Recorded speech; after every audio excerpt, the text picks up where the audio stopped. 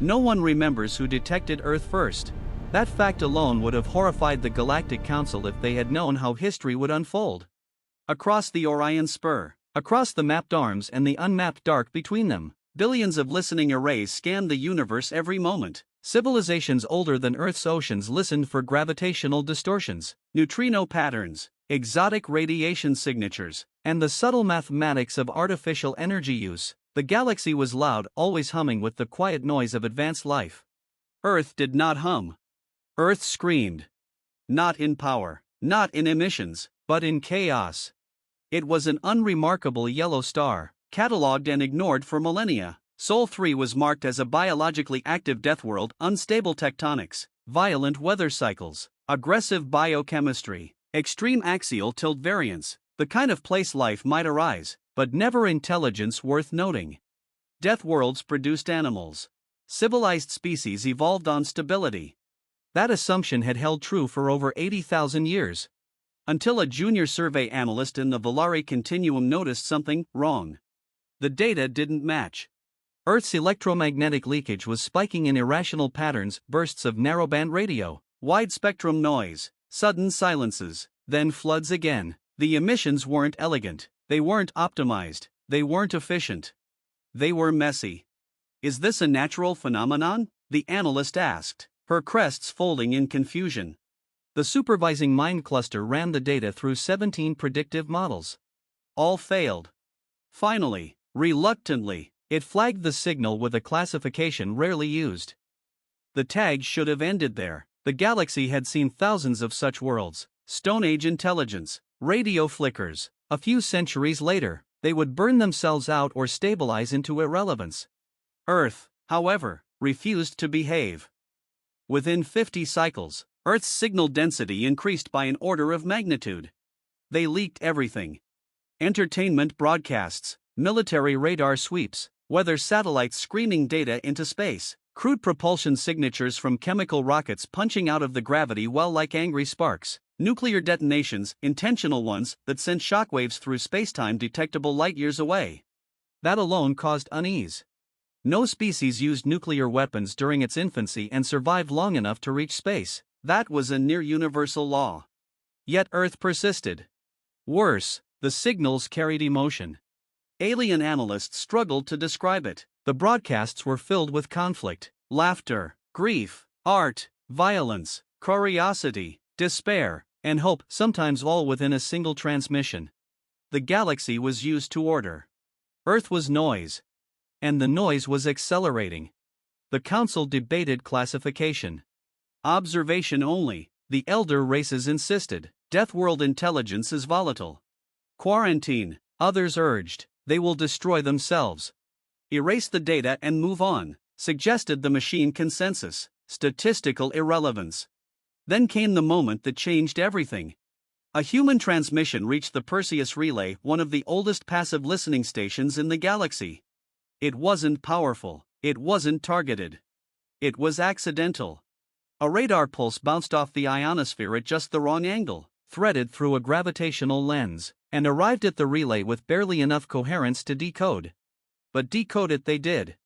The relay's ancient processors reconstructed the signal. It was a human voice. Crackling, imperfect, alive. This is Voyager 1. If anyone can hear this, we're still here. The translation matrices hesitated. The phrase "still here" carried implications. The relay transmitted the data upstream. For the first time in recorded history, the Galactic Council halted all other proceedings to listen to a single, primitive voice from a deathworld no one had bothered to visit. And then, the galaxy went quiet. Earth should not have made it. Every metric said so. Humans evolved on a world where the ground itself rebelled, earthquakes, volcanoes, shifting continents, where the sky tried to kill them with storms, radiation, and impact events, where predators hunted in packs, poisons lurked in plants, and microbes waged invisible wars. Most species evolved away from pain. Humans evolved through it. The Council's xenobiologists watched archived footage in mounting disbelief. Humans ran toward danger. They climbed mountains that served no purpose, they crossed oceans before understanding what lay beyond. They split the atom not because it was safe, but because they could. They fought each other constantly, yet refused to go extinct. They invented art while starving, music during war, stories in the face of annihilation. One observer finally voiced the thought forming across the chamber. They are not optimized for survival, she said softly. They are optimized for endurance. Then Earth did something unprecedented. They noticed they were being watched. It started with anomalies. Human astronomers detected inconsistencies in cosmic background radiation, shadows where there should be none, microlensing events that didn't align with known mass distributions. They argued, they doubted, they recalibrated. Then a human scientist made a suggestion that should have been impossible. What if, she said during a recorded conference, the universe isn't quiet, but polite? The council replayed that recording dozens of times. Polite. As if the universe had chosen not to speak too loudly. Humanity began to listen. And when humans listened, they listened aggressively. They built arrays larger than cities, linked instruments across continents, used their own planet as part of the detector. They didn't wait for permission, they didn't ask if it was wise. They just did it. When they finally isolated the signal, when they confirmed artificial structure beyond Sol, the reaction was not panic. It was awe. Celebration erupted across Earth. Billions stared at the sky not with fear, but with wonder. They didn't ask, "Are they hostile?" They asked, "Are we late?" The council watched in silence as humanity prepared its response. Not a weapon. Not a shield. A message. The humans debated for years. What do you say to the universe? Do you apologize? Do you boast? Do you beg? In the end, they chose something uniquely human. They told a story. The transmission was vast: mathematics first, then physics, then chemistry, a careful ladder of understanding, but woven through it all were fragments of human existence. Images of Earth. Laughter. Hands building. Hands helping. Hands raised in defiance and peace alike. Music followed, primitive by galactic standards, yet layered with emotion no algorithm could replicate. Finally, a simple statement. We are humanity. We come from a small world with a long history of mistakes. We are curious. We are not finished becoming who we might be. If you are listening, hello.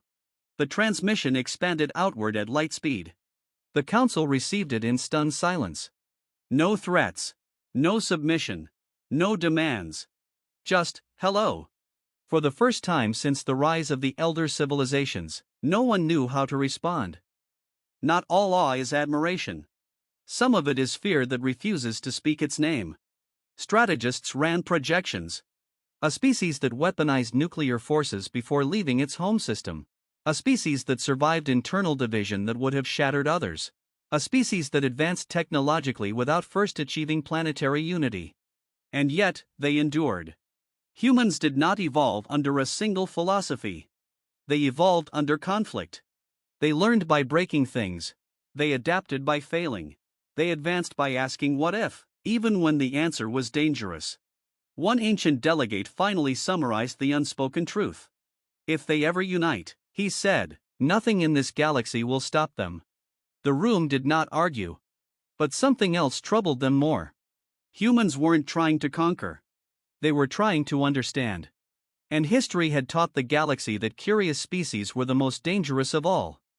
The probe arrived quietly. No grand armada. No declaration. Just a single, ancient vessel, unarmed, slow, and visible by design. It crossed into the Sol system under open broadcast, translating its intent into every language it could decode. We come in peace. We wish to observe. We wish to listen. Earth froze.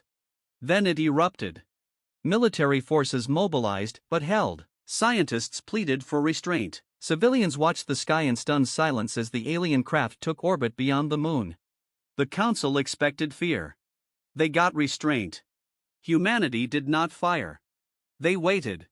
That decision alone altered the course of galactic history. When the first alien envoy finally descended to Earth, they found no throne, no temple, no demand for worship. They found a table. And across it, a human representative extended a hand. The envoy hesitated. That gesture, ancient, vulnerable, symbolic, had been analyzed in advance. Still, the meaning struck harder than expected. The envoy took the hand. The galaxy watched. In the cycles that followed, humanity learned. And the galaxy learned faster. Humans absorbed knowledge at a terrifying rate, not by rote, but by integration. They questioned everything, improved technologies not for elegance, but for resilience. They didn't replace old systems until the new ones survived abuse. They asked about failures, about extinct civilizations, about wars lost. Most species avoided those topics. Humans studied them. When asked why, a human historian answered simply, "So we don't repeat them." The silence came not from fear alone. It came from recognition. The galaxy was not witnessing the rise of another empire. It was witnessing the arrival of a species that had suffered, struggled, failed, and kept going anyway. A species that stared into a hostile universe and said, "We're still here." And for the first time in a very long time, the universe listened.